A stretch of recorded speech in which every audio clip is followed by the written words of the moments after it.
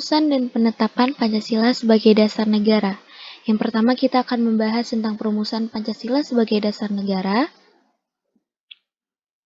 Jadi pada masa pembentukan BPUPKI, pada tanggal 8 Maret 1942, Jepang mulai menguasai wilayah Indonesia setelah Belanda menyerah di Kalijati, Subang, Jawa Barat. Kemudian, untuk menarik simpati masyarakat Indonesia, Jepang mengkumandangkan semboyan-semboyan Jepang Pelindung Asia, Jepang Pemimpin Asia, dan Jepang Cahaya Asia.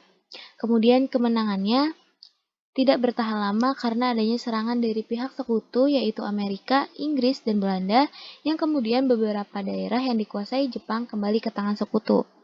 Lalu pada tanggal 1 Maret 1945, peringatan pembangunan Jawa Baru, Jepang mengumumkan adanya pembentukan Dokuritsu Junbi Sosakai atau Badan Penyelidik Usaha-Usaha Persiapan Kemerdekaan Indonesia atau yang biasa disingkat sebagai BPUPKI.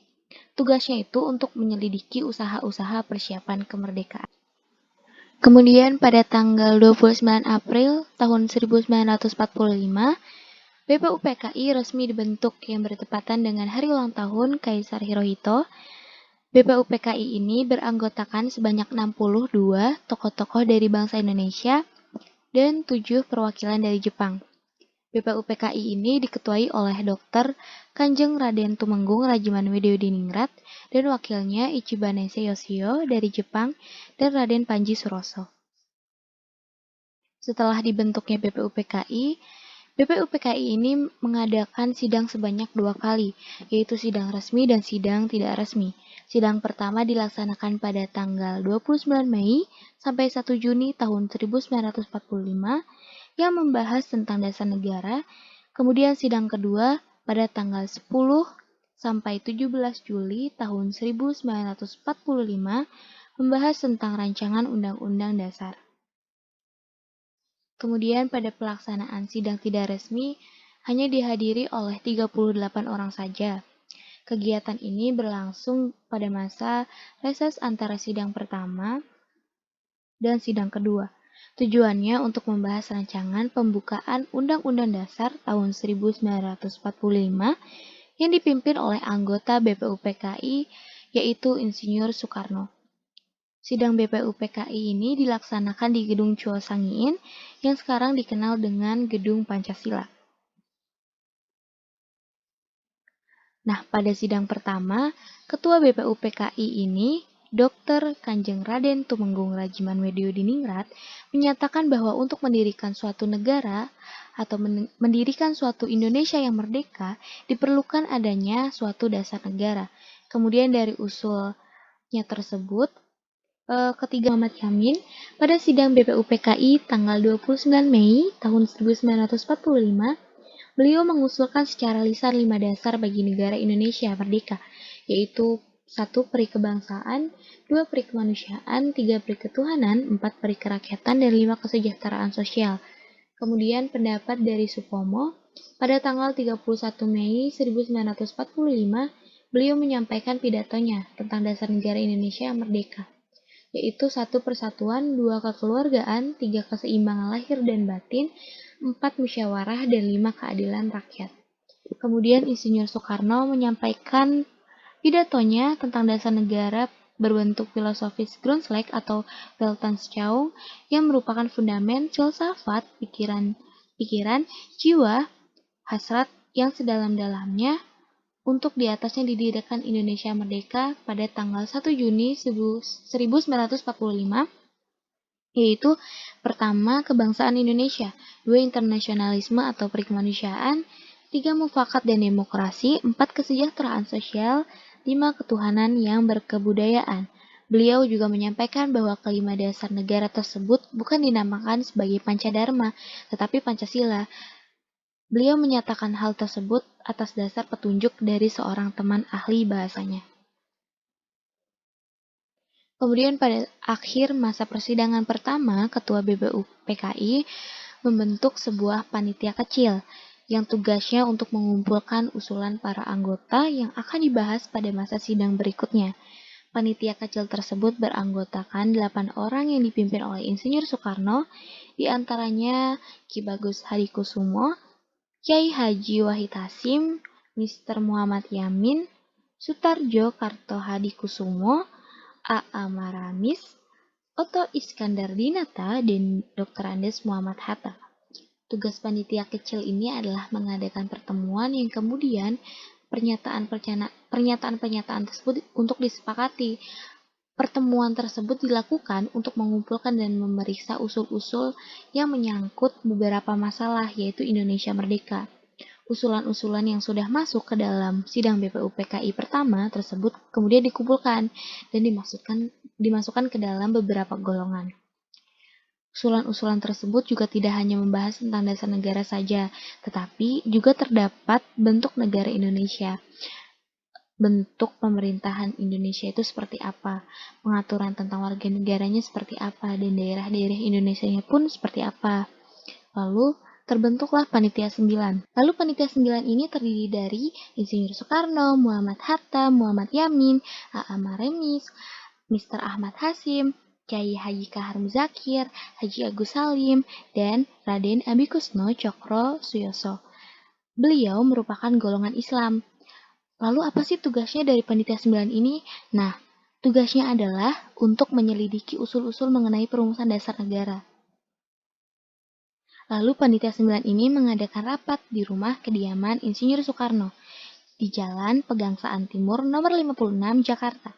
Kemudian pada tanggal 22 Juni tahun 1945, Panitia 9 telah mencapai satu persetujuan atau kesepakatan tentang rancangan pembukaan hukum dasar atau yang biasa kita kenal sebagai Undang-Undang Dasar. Setelah rapat yang cukup alot tersebut, disepakatinya lah rumusan konsep dasar negara yang tercantum dalam rancangan Mukadimah Hukum Dasar, di mana rumusan ini memiliki banyak persamaan nih dengan pembukaan Undang-Undang Dasar tahun 1945. Naskah Mukadimah ini ditandatangani oleh 9 orang anggota Panitia 9 atau yang biasa kita kenal sebagai Piagam Jakarta atau Jakarta Charter yang kemudian dibawa ke sidang kedua BPUPKI dan pada tanggal 14 Juli tahun 1945 disepakatinya lah Piagam Jakarta tersebut oleh BPUPKI. Nah, apa sih isi dari Piagam Jakarta tersebut? Oke, jadi di dalam alinea keempat naskah Piagam Jakarta terdapat rumusan dasar negara, yaitu 1. Ketuhanan dengan kewajiban menjalankan syariat Islam bagi pemeluk-pemeluknya. 2. Kemanusiaan yang adil dan beradab. 3. Persatuan Indonesia. 4. Kerakyatan yang dipimpin oleh hikmat kebijaksanaan dalam permusyawaratan perwakilan. 5. Keadilan sosial bagi seluruh rakyat Indonesia. Namun, rumusan dasar negara yang tercantum dalam Piagam Jakarta ini dalam sidang PPKI tanggal 18 Agustus tahun 1945 mengalami perubahan, yaitu pada sila pertama yang diubah menjadi ketuhanan yang Maha Esa.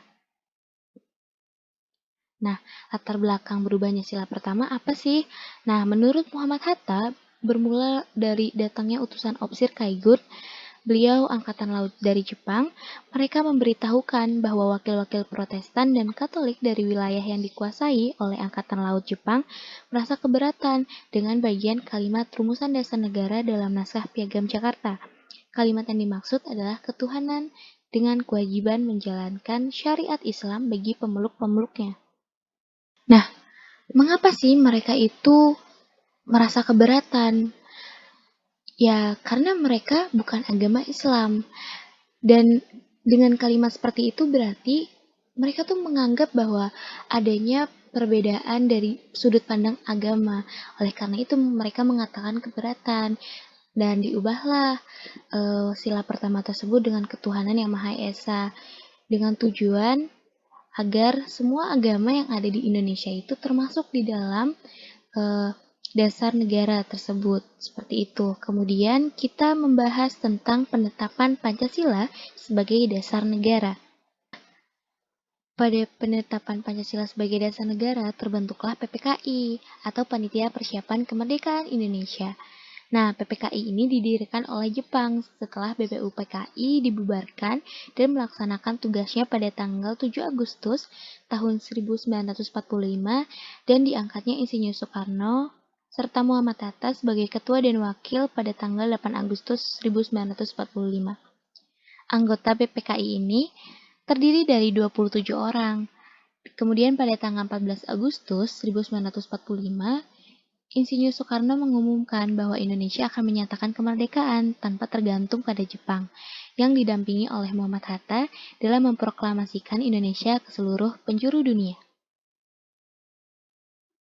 Nah, sehari setelah proklamasi kemerdekaan, PPKI mengadakan sidang dengan hasil sebagai berikut. Pertama, menetapkan Undang-Undang Dasar 1945. Dua, memilih presiden dan wakil presiden, yaitu Insinyur Soekarno sebagai presiden dan Muhammad Hatta sebagai wakilnya. Kemudian yang ketiga, membentuk Komite Nasional Indonesia Pusat atau KNIP. Lalu perlu kalian ingat, rumusan dasar negara yang tercantum dalam pembukaan Undang-Undang Dasar 1945 yang ditetapkan oleh PPKI adalah rumusan Pancasila yang menjadi dasar negara dan pandangan hidup bangsa. Kemudian kita akan membahas tentang semangat pendiri negara dalam merumuskan dan menetapkan Pancasila sebagai dasar negara. Nilai semangat para pendiri negara, apa sih nilai semangatnya itu? Nah, apa sih yang dimaksud dengan semangat tersebut? Ya, semangat mengandung arti tekad dan dorongan hati yang kuat untuk menggapai keinginan atau hasrat tertentu. Kemudian, apa yang dimaksud dengan semangat kebangsaan? Nah, semangat kebangsaan ini mengandung arti, yaitu suatu keadaan yang menunjukkan adanya kesadaran untuk menyerahkan kesetiaan tertinggi dari pribadi kepada negara atau bangsa. Semangat kebangsaan disebut juga dengan nasionalisme dan patriotisme. Jadi, kalian perlu banget nih adanya semangat kebangsaan. Lalu, jiwa semangat 45 dalam merebut kemerdekaan itu ada 4, yaitu 1. Pro patria dan primus patrialis, artinya mencintai tanah air dan mendahulukan kepentingan tanah air. 2. Jiwa solidaritas, kesetiakawanan dari semua lapisan masyarakat.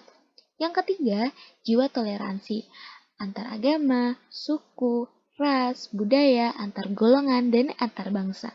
Kemudian yang terakhir nih, jiwa tanpa pamrih dan bertanggung jawab. Lalu, komitmen para pendiri negara dalam perumusan Pancasila. Apa sih yang dimaksud dengan komitmen? Jadi, komitmen ini mengandung makna dan sikap perilaku yang ditandai oleh rasa memiliki, memberikan perhatian, serta melakukan usaha untuk mewujudkan harapan dan cita-cita dengan sungguh-sungguh. Kemudian, seseorang yang memiliki komitmen terhadap bangsa merupakan orang yang akan mendahulukan kepentingan bangsa dan negara di atas kepentingan pribadi dan golongan.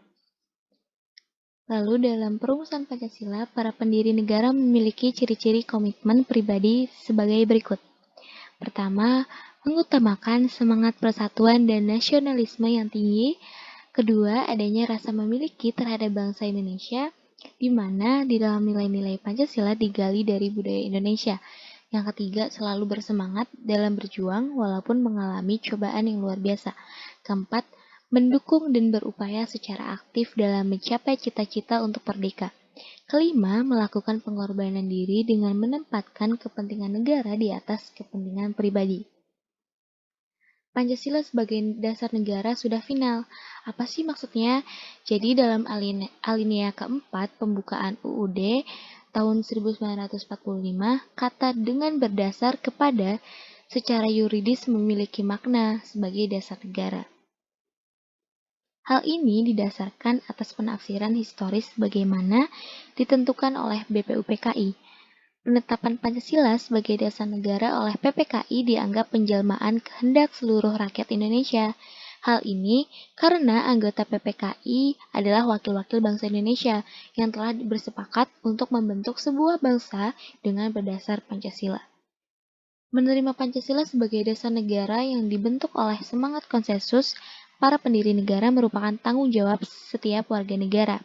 Setiap warga negara harus setia kepada dasar negara dengan cara mempertahankan Pancasila sebagai dasar negara yang merupakan wujud kesadaran cinta tanah air kepada bangsa dan negara Indonesia.